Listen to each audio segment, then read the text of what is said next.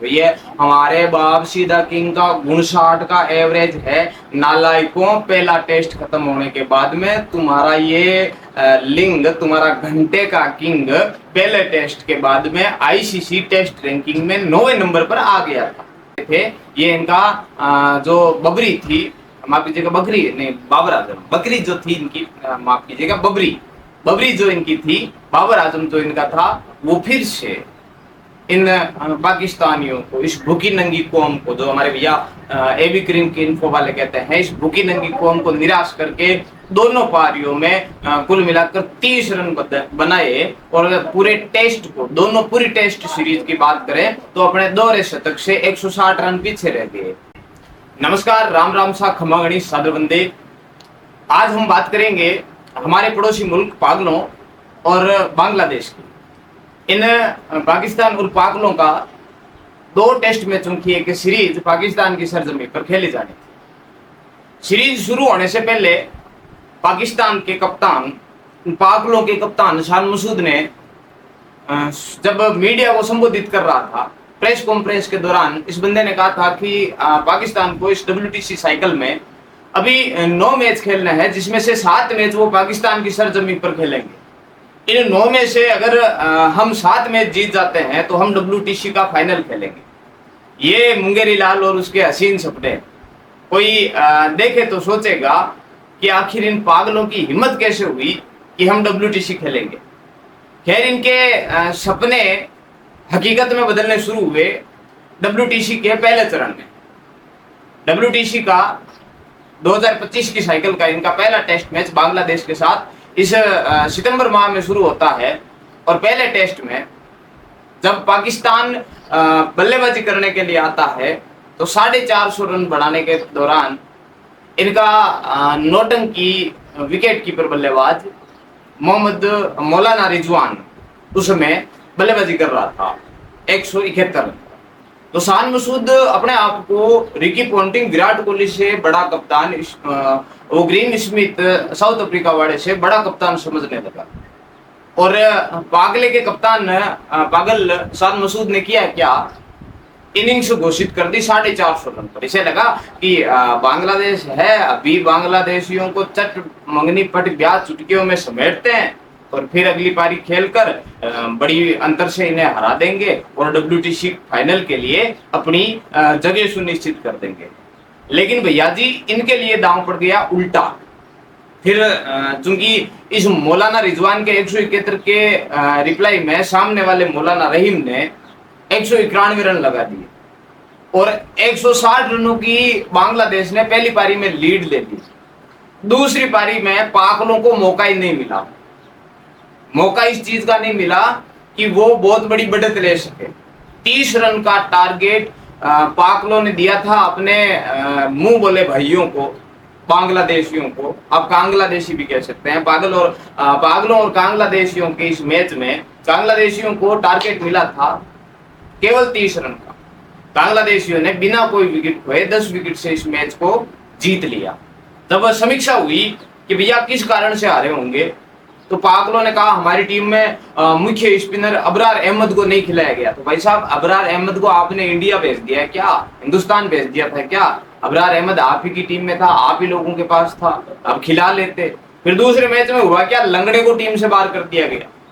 लंगड़ा कौन, आप लोग समझ गए होंगे, वो 100 पे की शक्ल वाला भागता हुआ स्पिनर जो 128 हाईएस्ट स्पीड के साथ गेंदे फेंकता है।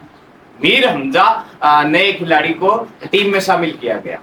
अब पागलों की नाफरमानी यहां पर देखिए कि इस टेस्ट में ये लोग 250 रन तक पहुंचते पहुंचते पूरी टीम ढेर हो गई। हालांकि कप्तान शान मसूद ने अर्धशतक बनाया था।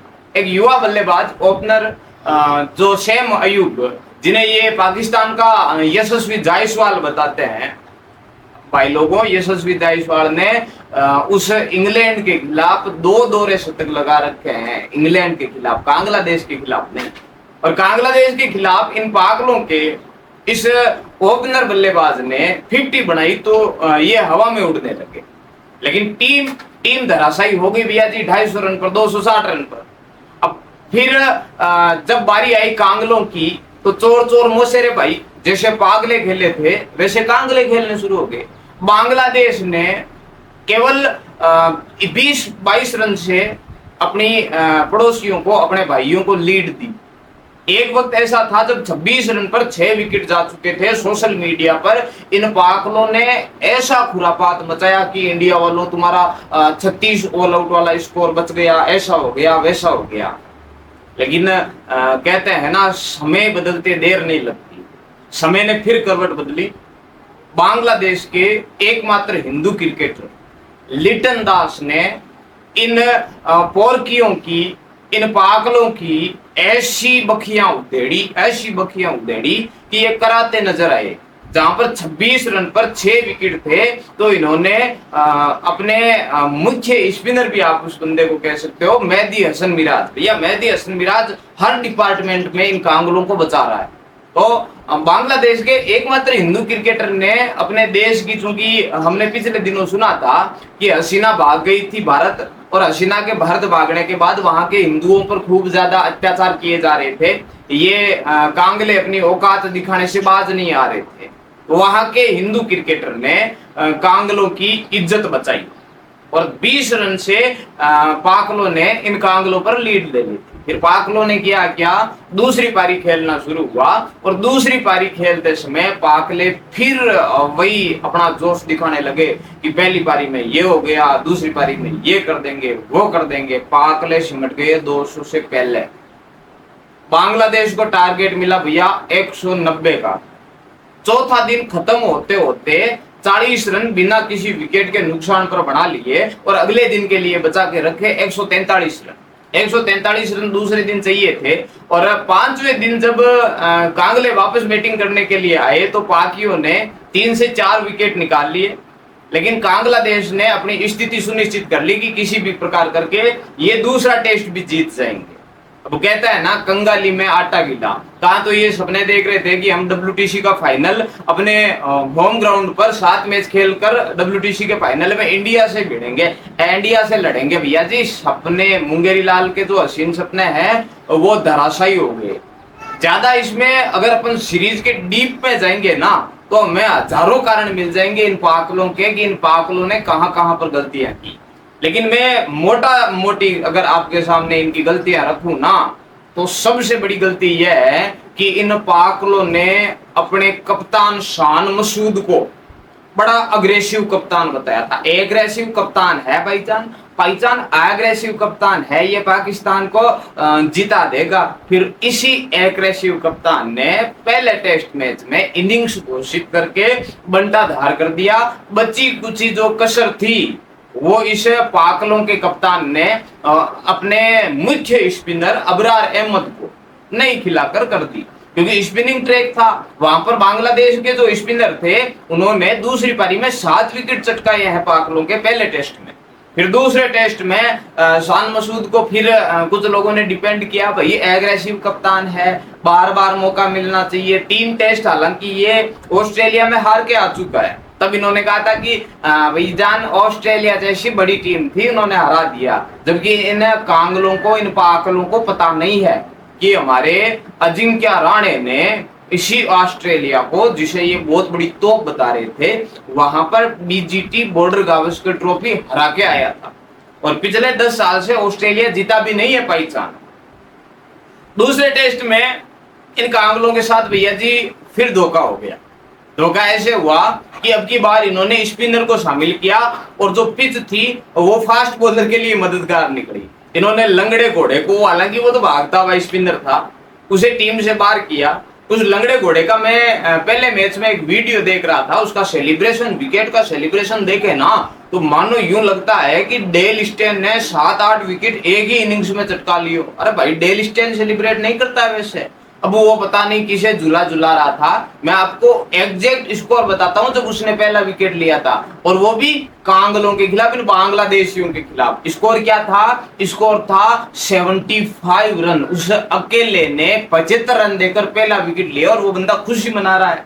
अबे सोपे के शकल के, कुछ तो शर्म कर। हालांकि उसे शर्म करने की आवश्यकता हुई इसलिए नहीं कि दूसरे मैच में उनके कप्तान शान मसूद ने, शान तो कैसी है भैया, किसी प्रकार की शान है नहीं, शान जरूर हो सकता है, स्वान जरूर हो सकता है।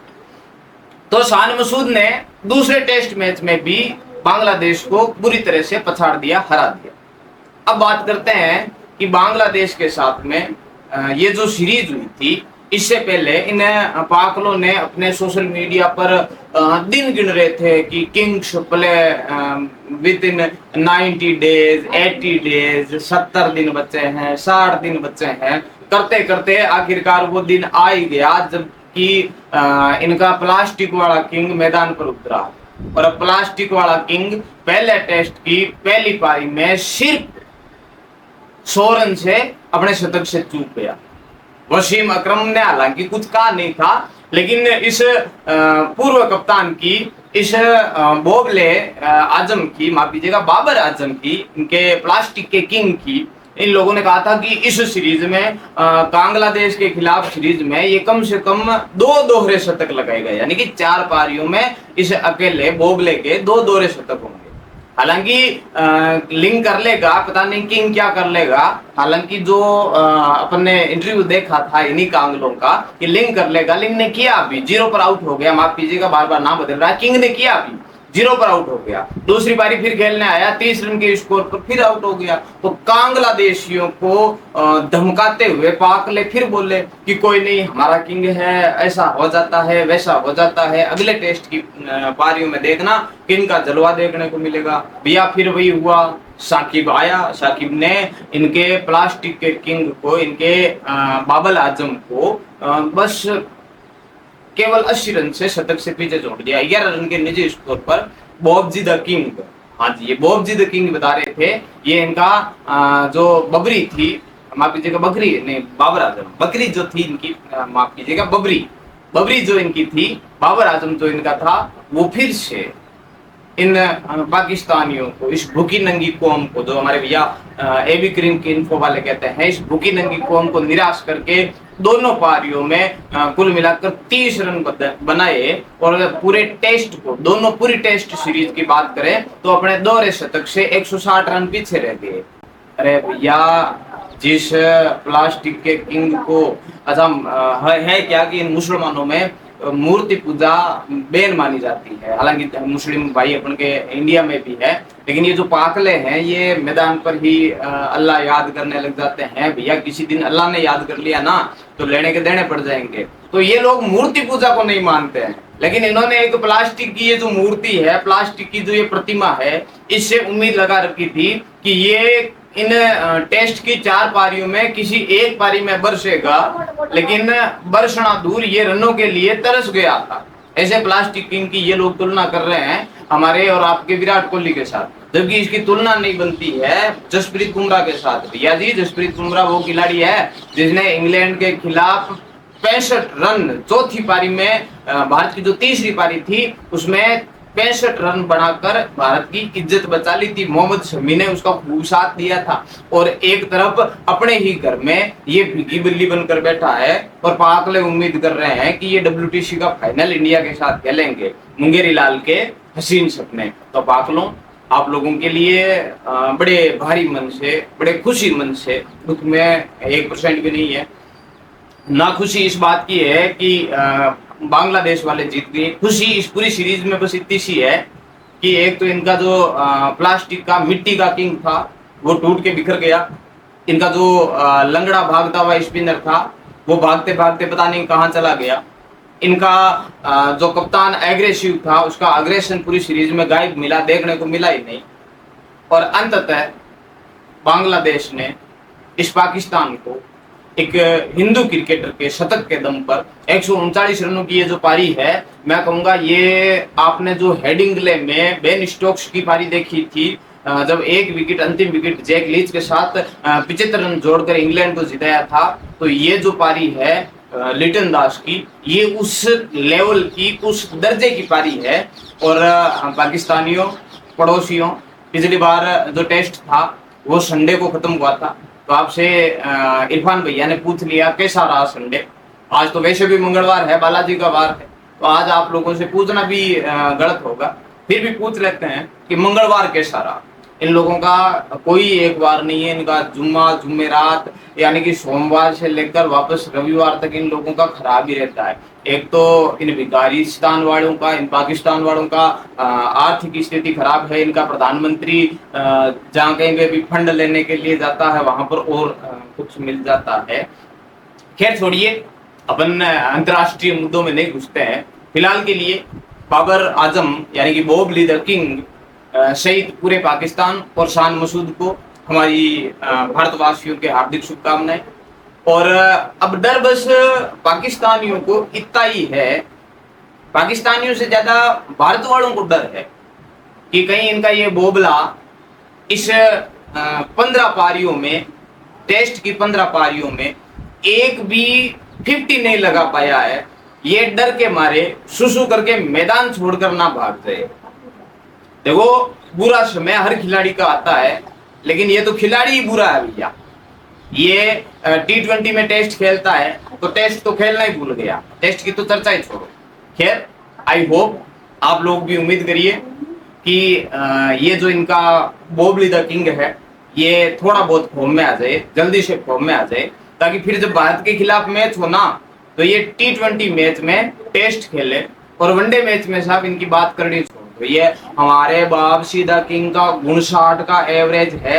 नालायकों, पहला टेस्ट खत्म होने के बाद में तुम्हारा ये लिंग, तुम्हारा घंटे का किंग पहले टेस्ट के बाद में आईसीसी टेस्ट रैंकिंग में 9वें नंबर पर आ गया था। अब जैसे ही दूसरा टेस्ट खत्म हुआ है, आज खत्म हुआ है, 2 दिन में इसकी रैंकिंग आ जाएगी और आईसीसी की लेटेस्ट रैंकिंग में टॉप 10 से बाहर हो जाएगा। अब ये नंबर 1 है, नंबर 2 है, नंबर 10 में है। भैया जी, आपके सारे नंबर खत्म हो गए हैं।